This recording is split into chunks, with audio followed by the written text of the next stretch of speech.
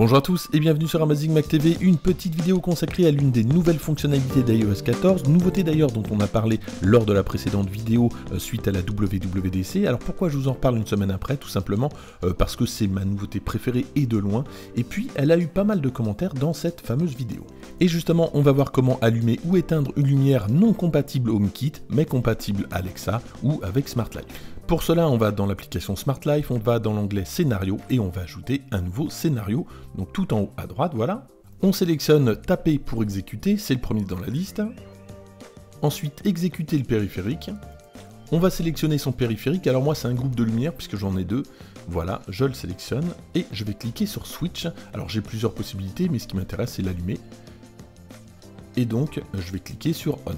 Ensuite j'enregistre et je vais faire la même chose, mais au lieu d'utiliser Switch On, je vais faire Switch Off, donc ça va me faire deux scénarios que je vais pouvoir ajouter. Alors le second scénario je ne vais pas le faire ici, mais vous avez compris, il y a juste à remplacer Switch On par Switch Off. On peut personnaliser le scénario, notamment lui donner une icône, c'est pas très intéressant, on va passer pour cette étape, on va en tout cas lui donner un autre nom, donc voilà, je vais l'appeler comme ça. À partir de ce moment-là, mon scénario fonctionne, mais uniquement dans Smart Life, ni dans Siri, ni grâce au double tap ou à la triple tap. On va voir comment donc l'ajouter. Une fois que c'est fait, je valide et ça va m'enregistrer mon scénario dans mes applications compatibles, notamment avec Amazon. Regardez, j'ai une notification qui me dit que c'est compatible Alexa. Moi, ce qui m'intéresse, c'est de le mettre dans Siri, donc je fais ajouter à Siri, je vais lui donner un nom.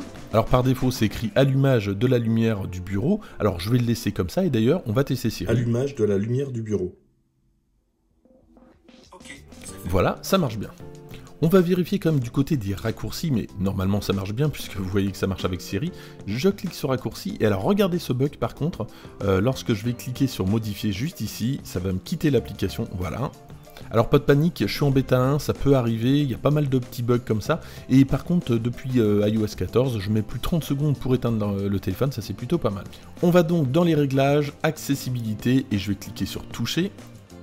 Et tout en bas, on va cliquer sur toucher pour revenir en arrière. Donc ici, deux possibilités, soit une double tape ou soit une triple tape. Je sélectionne double tape, donc voilà toutes les actions que je peux faire. Et ce qui va m'intéresser, c'est d'aller dans les raccourcis et je vais sélectionner justement mon raccourci, donc d'allumage de la lumière du bureau. Alors une petite remarque quand même, donc c'est un raccourci, c'est-à-dire que si le téléphone est en veille, on va pas pouvoir lancer le raccourci, donc pour faire une double tape ou une triple tape et que ça fonctionne, on devra avoir l'écran donc allumé et déverrouillé. Une fois que c'est fait, je vais faire la même chose pour le triple tap, donc je vais ajouter le raccourci que j'aurais créé, donc pour rappeler, c'est le switch off, et ensuite j'aurai bien mes deux raccourcis. Petite remarque supplémentaire, je le teste depuis quelques jours et c'est assez sensible, donc si vous avez un raccourci à privilégier, mettez-le en triple tap, c'est plus compliqué de faire une triple tap qu'une double tap. On va donc tester. Alors sachez, puisque j'ai eu pas mal de remarques, que cette option n'est pas compatible, ça je ne savais pas lorsque j'ai fait la vidéo le lendemain de la WWDC, c'est pas compatible avec les iPhone 6S et sans doute peut-être encore d'autres téléphones, peut-être le 7, j'ai pas encore testé, donc tous les téléphones ne sont malheureusement pas compatibles. Et puis regardez, encore un bug iOS 14, quand je clique ici, voilà, ça quitte. Alors après un redémarrage, pas de panique, ça fonctionne. Remarque, donc on peut également faire des captures d'écran avec la double tape, et là l'avantage c'est qu'on n'a pas besoin de déverrouiller l'écran, contrairement au raccourci que je viens de vous proposer. Petit bilan sur cette fonctionnalité, alors parfois c'est un petit peu trop sensible et des fois ça ne marche plus. Alors quand ça ne marche plus, il faut redémarrer, et oui encore l'iPhone, mais globalement ça fonctionne plutôt bien. Et puis c'est vraiment une fonctionnalité géniale, je pense que ça ne va pas intéresser simplement les personnes en situation de handicap, mais vraiment tout le monde. Voilà donc la liste complète des actions, mais ce qui est pratique c'est d'utiliser tous les raccourcis, donc comme on vient de le voir avec des lumières non compatibles, ça fonctionne. On va pouvoir également lancer de la musique, et puis j'arrive même à lancer mon aspirateur robot, franchement c'est génial. Alors j'aurais juste un regret, on peut donc utiliser en 2 tapes, 3 tapes, j'aurais bien aimé 4 ou 5, pourquoi pas, c'est peut-être un peu compliqué, mais ça aurait été pas mal.